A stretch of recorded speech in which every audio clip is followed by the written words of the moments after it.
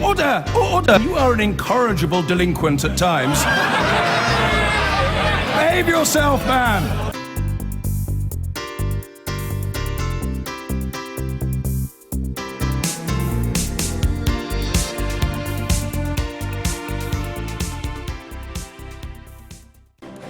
A negotiating team is heading here to Brussels tomorrow, but it's not led by Boris Johnson or Michael Gove. It is, in fact, the Scottish First Minister, Nicola Sturgeon. Earlier today, she presided over an emergency debate in the Scottish Parliament and has now set up a council of experts to help guide what her government does next. With Scots having voted to stay in the EU, unlike England, she said that all of the options open to Scotland in securing its relationship with the EU needed to be looked at. Kieran Jenkins has this. Lest you had any doubts about how much of Scotland is feeling. The European Union anthem, Scottish style. This could happen, Scotland stays in? Absolutely, I think we should stay in, and it certainly is possible. The Scottish mandate to remain in the European Union is absolutely clear.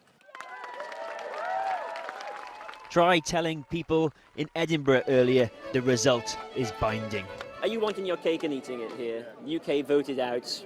Scotland voted in. Do you not have to accept the result? I would say no, we don't, because Scotland didn't ask for the vote. Well, as if the referendum result itself weren't enough, this is Scotland saying very clearly, we want to stay in Europe. How it happens, nobody seems to know. But something is stirring. In Holyrood, Nicola Sturgeon won a mandate to begin her own separate negotiations with the EU. Tomorrow I will make an initial visit to Brussels to set out Scotland's position and interest to representatives of the major groups in the European Parliament and to the President of the European Parliament, Martin Schulz.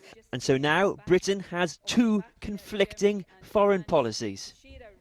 In these contacts, we have again emphasised the overwhelming support in Scotland for staying in the European Union and the commitment of the Scottish Government to protecting our relationship with Europe.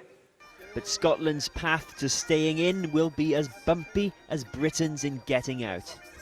As we stand right now, is there a route for Scotland to stay in the European Union? No. I mean, the notion that there is, that there can somehow be a Scottish exemption, I think thoroughly misunderstands both how the United Kingdom works and, more importantly, how the European Union works. Independence, of course, would change the dynamic.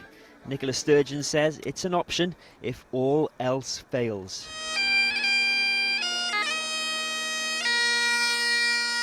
And on that issue, Scotland is divided too.